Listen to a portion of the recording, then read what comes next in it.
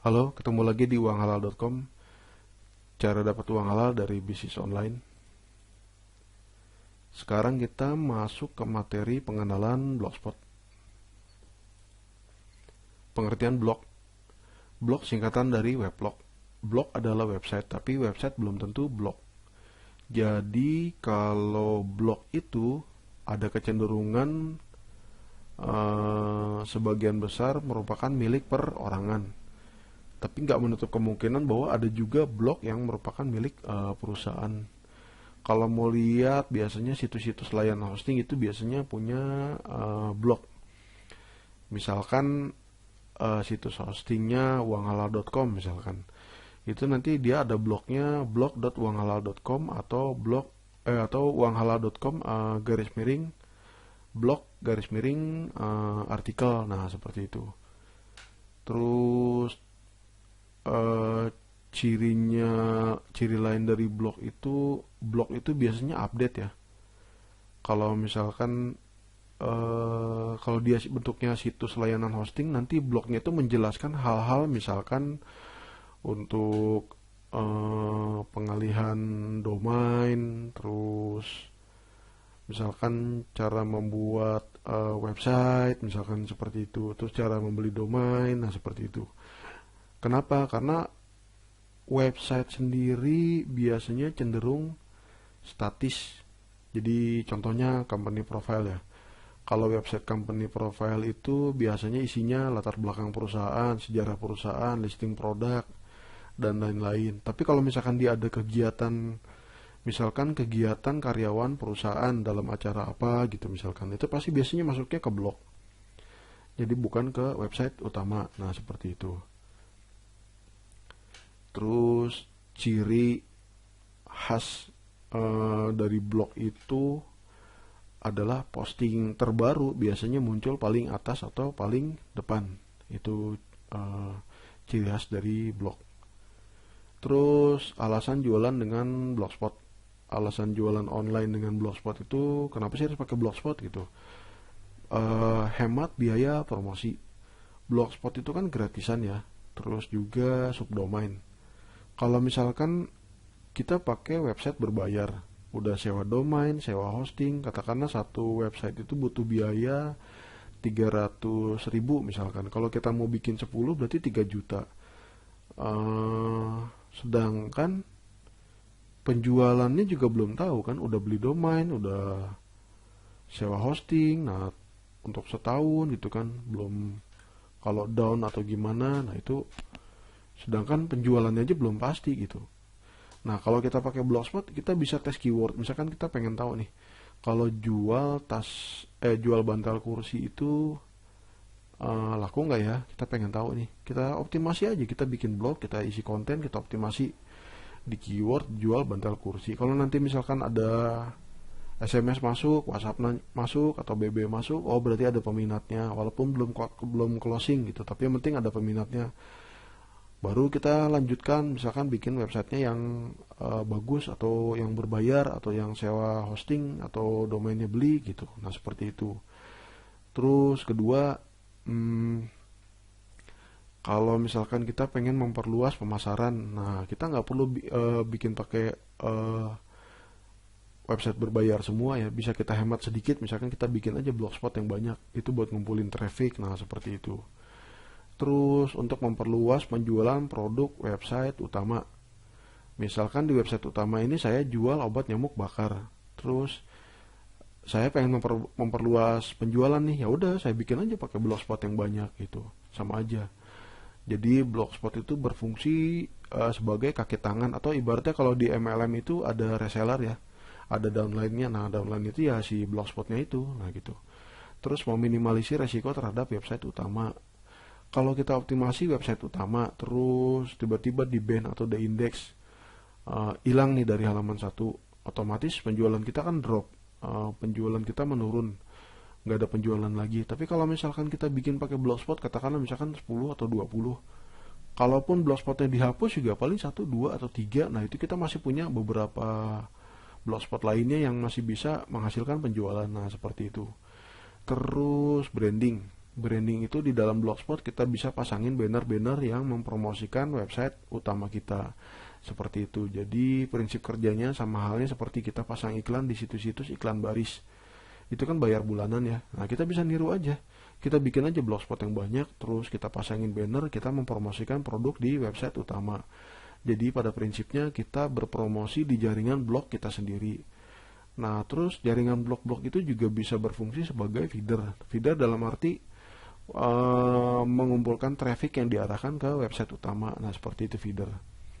Untuk Blogspot sendiri, Blogspot itu dulunya punya Pyre Labs, terus diakuisisi oleh Google mulai tahun 2003 sampai sekarang ya. Blogspot juga beberapa kali mengalami revisi atau update. Jadi buku-buku yang dijual di toko buku itu biasanya cepat basi, 3 atau 6 bulan atau setahun udah pasti nggak kejual lagi. Karena format si Blogspot sendiri berubah gitu. Jadi begitu bukunya dibeli, dibuka Blogspotnya, dipelajarin, dilihat, pada prakteknya beda isinya, seperti itu. Nah, terus keunggulan Blogspot, implementasi HTML. Blogspot ini memungkinkan bagi penggunanya untuk memasukkan kode HTML pada beberapa bagian. Antara lain di sidebar, kita bisa bikin tulisan berjalan. Di header, kita bisa bikin tulisan berjalan. Nah, seperti itu. Itu kelebihannya dari segi HTML. Kalau layanan blog gratisan lainnya seperti Tumblr misalkan itu nggak bisa gitu. Terus mengganti template. Kalau misalkan kita mau pakai template bawaan udah ada tersedia banyak. Kita mau cari template dari luar juga bisa. Jadi banyak desainer Blogspot yang nyediain template-template gratisan atau berbayar. Kita bisa pesan juga custom, misalkan kita pengen dong bentuknya kayak gini, yang CTR-nya tinggi misalkan, atau yang itu loh yang mirip-mirip template WordPress misalkan, kita bisa pesan ke orang. Itu ada banyak yang nyediain gitu. Nah, terus custom domain. Kalau misalkan saya rencana mau bikin blogspotnya jual bantal kursi.blogspot.com. Kalau di custom domain misalkan jadi jual bantal kursi, nggak pakai blogspot nih, langsung com, jual bantal kursi.com, yang tadinya .blogspot.com menjadi .com. Nah, seperti itu. Nah, terus sekarang kita mengenal anatomi blog. Jadi secara garis besar itu Blogspot dibagi, nggak harus Blogspot sih ya, hampir semua website itu dibagi 3.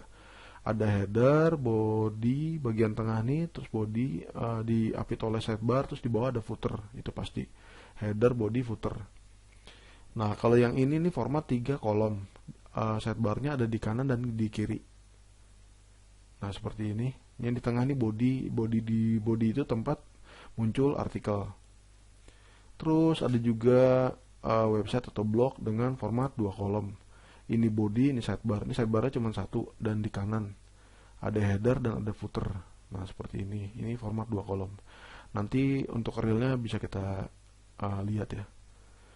Terus ada juga ini website dengan format 2 kolom. Ini sidebarnya ada di kiri. Terus di sini body. Di atas ada header, di bawah ada footer. Di header ini nanti kita bisa pasang banner misalkan. Di sidebar juga kita bisa pasang banner. Banner itu gambar ya,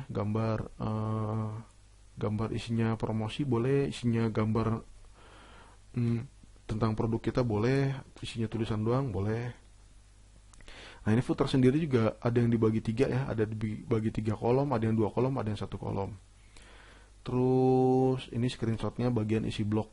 Ini seperti ini judul blog, ini deskripsi blog, ini laman. Nah, kalau di Blogspot itu halaman statis disebutnya laman ya, atau page, kalau bahasa Inggrisnya page. Kalau artikel itu post. Ini judul artikelnya. Yang ini post atau artikel. Jadi jangan ketukar ya, page sama post. Kalau page itu cenderungnya statis.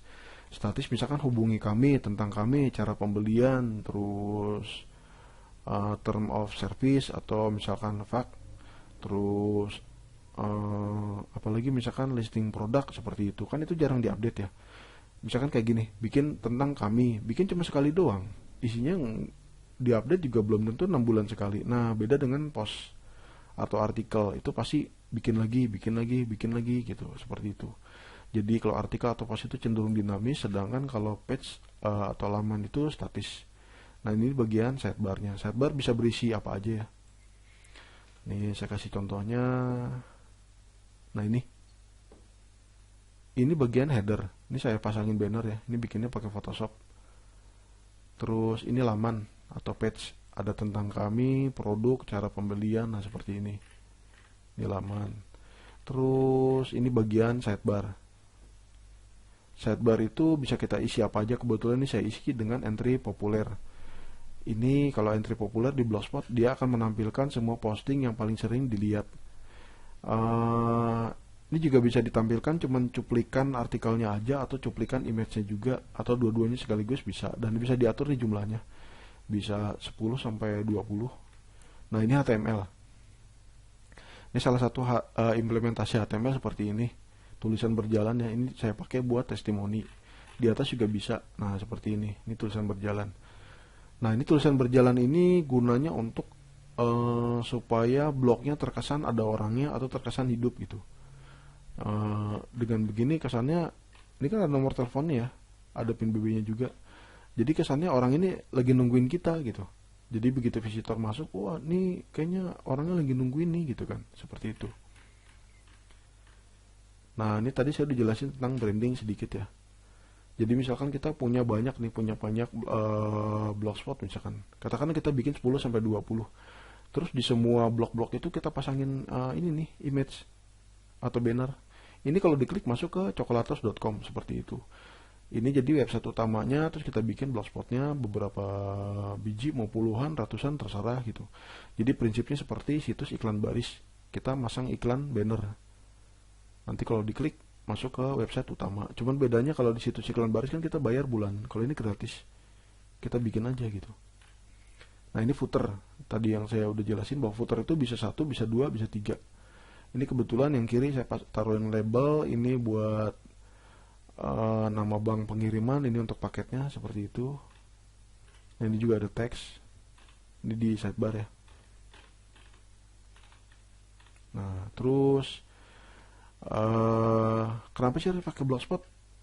Blogspot itu salah satu tujuannya adalah untuk memperluas pemasaran. Nah ini contoh. Ini kalau ketik di sini jual cake halal dan enak, nih keluar semua blog-blog yang saya buat ini pakai Blogspot. Ini saya bikin juga pakai WordPress ya. Nah ini WordPress punya saya juga. Nah seperti ini. Ini 8 dari 10 kan, kalau kita ketik di halaman 1 Google ini keluarnya kan ada 10 alamat situs kan. Ini saya bikin banyak nih, kalau nggak salah waktu itu ada sekitar 10. Ini yang muncul di sini ada 8 dari 10, berarti memperbesar peluang klik. Jadi misalkan orang udah ngetik keyword ini, terus dia klik misalkan entah di sini, entah di sini, entah di sini, atau entah paling atas, ya masuknya ke saya juga gitu, seperti itu. Nah ini namanya SEO domination. Nanti akan dijelaskan setelah ini.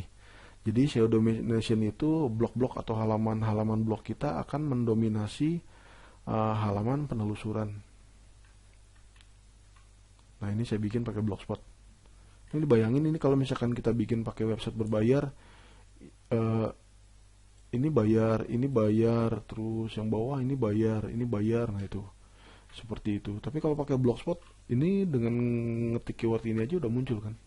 Terus juga tadi sempat saya jelasin waktu di bagian cara merangkai keyword disisipkan nomor kontak ya. Nah ini nomor kontaknya seperti ini. Ini juga ada nomor kontaknya. Ini juga nomor kontaknya seperti itu. Nomor kontak. Nah ini nomor kontak juga. Nah nomor kontak juga. Nah seperti itu ya. Nah itu kenapa diselipin.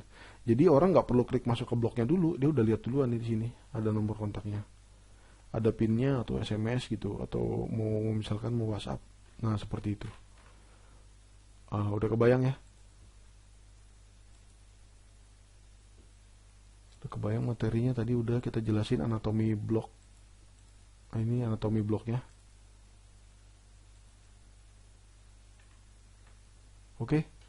Sampai situ dulu pengenalan tentang Blogspot. Nanti kita lanjut lagi ke cara mendaftar Blogspot. Terus nanti kita bahas juga cara nulis artikel, terus cara bikin banner, cara bikin tulisan berjalan. Seperti itu.